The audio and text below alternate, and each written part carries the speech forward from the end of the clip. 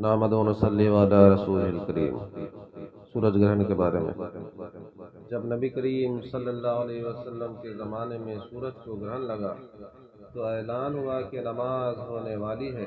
اس نماز میں نبی کریم صلی اللہ علیہ وسلم نے ایک رکعت میں 2 رکوع کیے اور پھر دوسری رکعت میں بھی 2 رکوع کیے۔ اس کے بعد آپ صلی اللہ علیہ وسلم بیٹھے رہے یہاں تک کہ سورج صاف ہو گیا۔ عبداللہ نے کہا حضرت عائشہ رضی اللہ عنہا نے فرمایا میں نے اس سے زیادہ لمبا سجدہ اور کبھی نہیں کیا۔ جس دن سورج میں خسوف یعنی گرہن لگا نبی کریم صلی اللہ علیہ وسلم نے نماز پڑھائی۔ آپ کھڑے ہوئے تکبیر کہی، پھر دیر تک قرآن مجید پڑھتے رہے، لیکن اس کے بعد ایک طویل رکوع کیا۔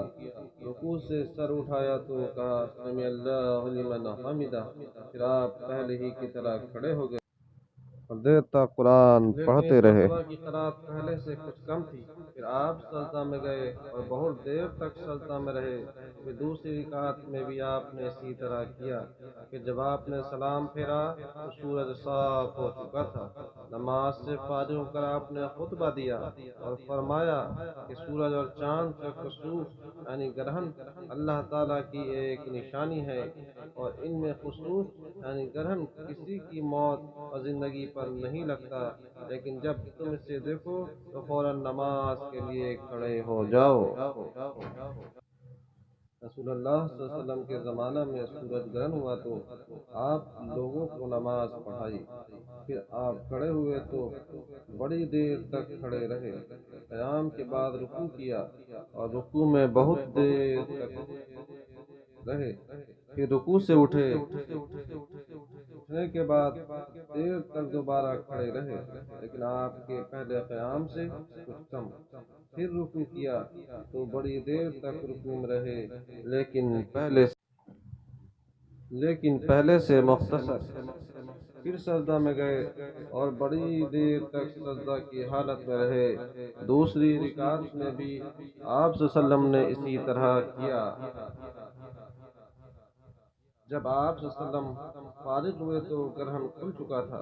اس کے بعد آپ صلی اللہ علیہ وسلم نے خطبہ دیا، اللہ تعالیٰ کی حمد و ثنا کے بعد فرمایا کہ سورج اور چاند دونوں اللہ کی نشانیاں ہیں، اور کسی کی موت اور حیات سے ان میں گرہن نہیں لگتا۔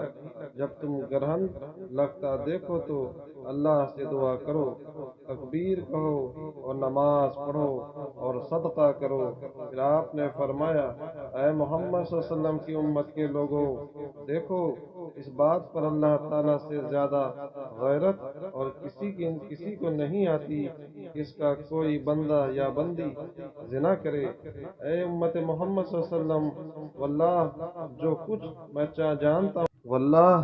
بھی میں جانتا ہوں اگر تمہیں بھی معلوم ہو جائے تم ہنستے کم اور روتے زیادہ۔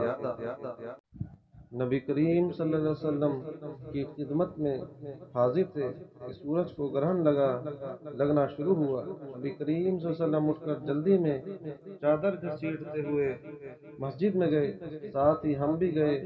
آپ نے ہمیں 2 رکعت نماز پڑھائی تاکہ سورج صاف ہو گیا۔ پھر آپ نے فرمایا کہ سورج اور چاند میں گرہن کسی کی موت اور ہلاکت سے نہیں لگتا، لیکن جب تم گرہن دیکھو اس وقت نماز اور دعا کرتے رہو جب تک کہ گرہن کھل نہ جائے۔ اس وقت ایک بات بھی عرب کے لوگوں میں یہ مشہور تھا کہ سورج یا چاند میں گرہن لگتا ہے جب کسی کی موت ہوتی ہے۔ اس زمانے میں محمد صلی اللہ علیہ وسلم کے صاحبزادے حضرت قاسم کی وفات ہوئی تھی، تو لوگ کہنے لگے کہ حضرت محمد صلی اللہ علیہ وسلم کے صاحبزادے کی وفات ہونے سے سورج یا چاند میں گرہن لگ گیا۔ اللہ کے نبی نے فرمایا نہیں، ایسا نہیں ہے، کسی کی موت سے گرہن نہیں لگتا۔